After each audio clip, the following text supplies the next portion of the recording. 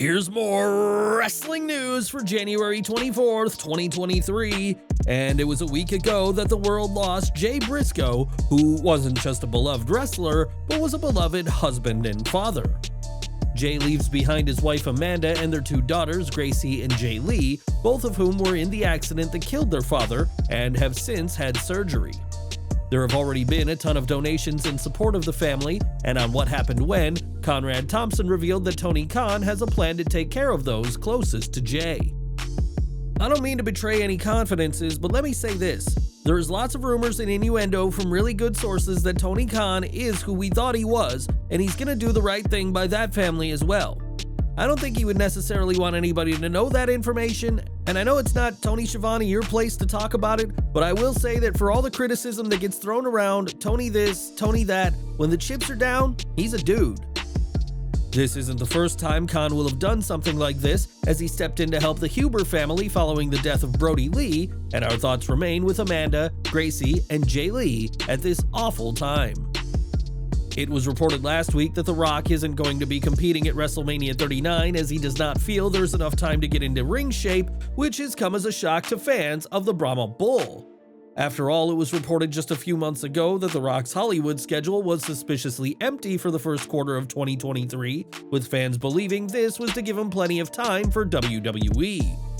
While speaking to Squawk on the Street, The Rock was asked about his schedule and what an average day in his life looks like, and discussed the concept of what he calls power versus force in his response. I used to have this mentality for a lot of years, David, that, well, my plate is full.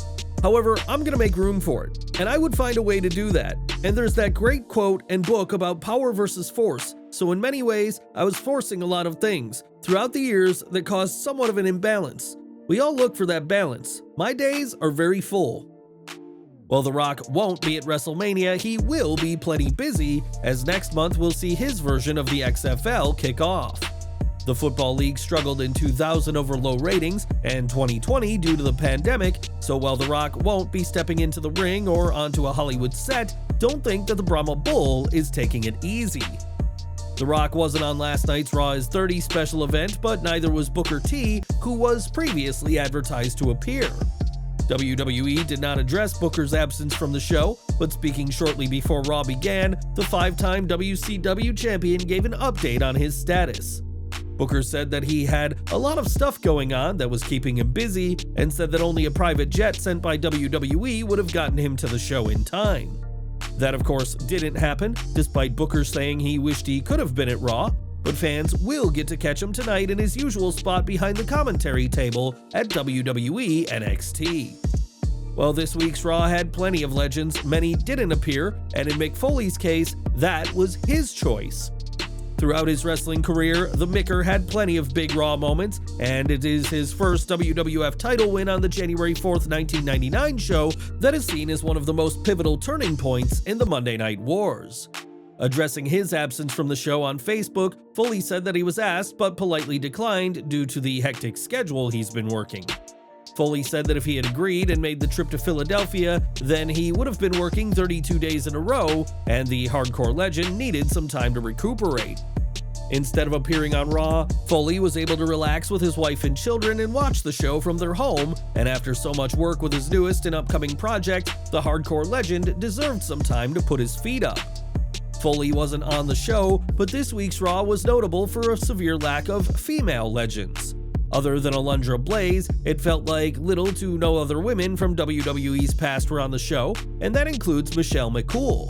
When a fan asked about her Raw status before the show went live, the inaugural WWE Divas Champion said that she hadn't been asked to appear, but confirmed that her husband, The Undertaker, would be on the show. Some have speculated that the WWE's lack of women on the show was to keep surprises for this weekend's Women's Royal Rumble match, and we'll have to see if McCool is part of that 30-woman match. After the success of WWE 2K23, which came following the abysmal WWE 2K20, fans have been excited to see what the next installment in WWE's gaming franchise will bring. WWE 2K23 will be the 9th game in the 2K series, and this week has seen a ton of new details drop about the game.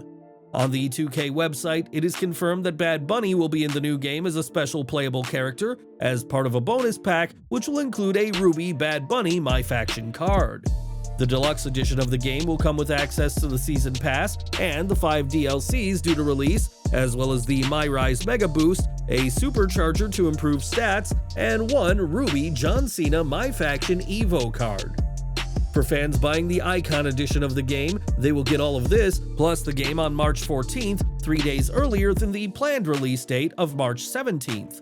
The Standard Edition, Cross-Gen Edition, Deluxe Edition, and the Icon Edition will all feature John Cena on the cover, his second WWE 2K cover after 2K15, and there will be a 2K showcase highlighting Cena's incredible career. The revamped showcase mode will span Cena's 20 years on WWE's main roster and will be narrated by the man himself. Another huge feature is the introduction of the War Games match, with players being able to host 3 vs 3 and 4 vs 4 matches inside the structure. WWE 2K23, with the tagline Even Stronger, will be available on PlayStation 4, PlayStation 5, Windows, Xbox One, and Xbox Series XS, and there will be no shortage of players in the game when it launches in less than 2 months' time. Since beginning in 1993, the WWE Hall of Fame has welcomed hundreds of wrestlers over the years, though unfortunately, many didn't receive their inductions during their lifetimes. Stars like Big Van Vader, Chyna, and the British Bulldog are just some of the names inducted posthumously, but one person thinks that this is by design. From 1981 to 1995, Dangerous Danny Davis worked for WWF and on the Cheap Heat Productions podcast accused WWE of waiting until certain legends pass on. They won't or don't want to spend a lot of money to bring myself in, a couple of my family members, put me up and all that stuff. They wait until you pass on, and then they'll put you in posthumously, and it won't cost them. Davis added the WWE only approves long-awaited Hall of Fame inductees, such as Chyna, only when the wrestler has passed away, which also means that the names inducted can't speak ill of WWE during their induction speech. It's certainly a cynical take by Davis, but if he is to be believed, some of wrestling's biggest stars will have to wait until death before they get their due honors. It was at last year's Hall of Fame that the Steiners were inducted, something that fans thought they would never see. Given Scott's comments about WWE in the past, many fans thought they'd never see the Steiners return, but not only has that happened, but they're back for the foreseeable future. PW Insider reports that Rick and Scott have signed Legends contracts with WWE, joining fellow legends under similar deals including The Undertaker and Mick Foley. This means that the Steiners are likely to be appearing more and more, and it could be as part of NXT, where Rick's son Braun Breaker is the reigning NXT champion. After appearing for several other promotions, the Steiners have returned to WWE, and expect to see much more of the pair now that they're under this new deal. Earlier this month, Kevin Nash made some comments that had fans very concerned, stemming from the death of his son Tristan last October.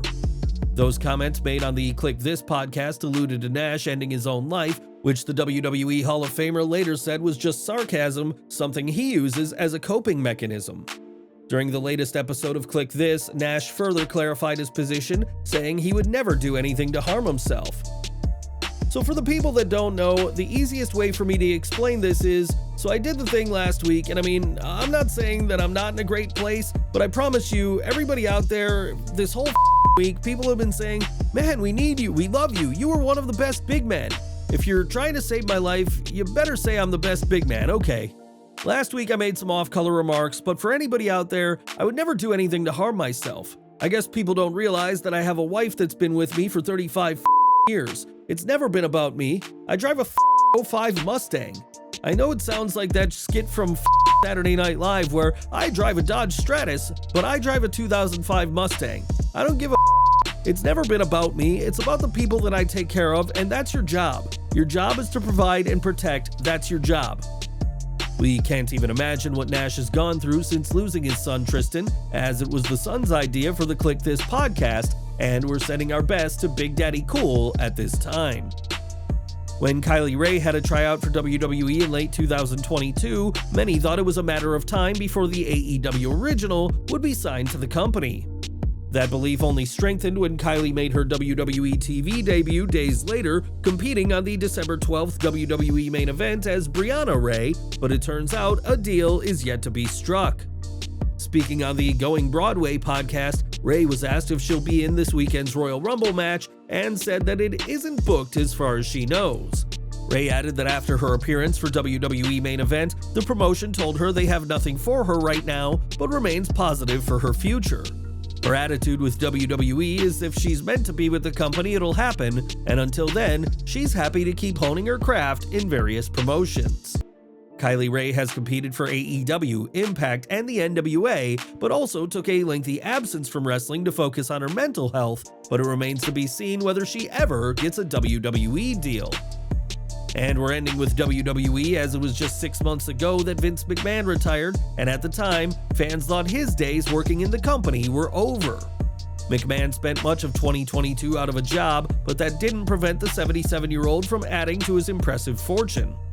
In the latest Rich list from Forbes, McMahon is ranked at number 1,016 with a conservatively estimated net worth of $3 billion. This is a considerable leap for McMahon, who this time last year was over 300 spaces below at number 1,397 and had $2.2 billion to his name. While McMahon is somehow even richer after spending 5 months unemployed, he still falls far behind Tony Khan's father Shahid, who is ranked at number 313 with an estimated net worth of $11.7 billion. McMahon made a fortune during his first tenure as head of WWE, and even retiring couldn't stop the billionaire, and expect his fortune to only increase now that he's returned.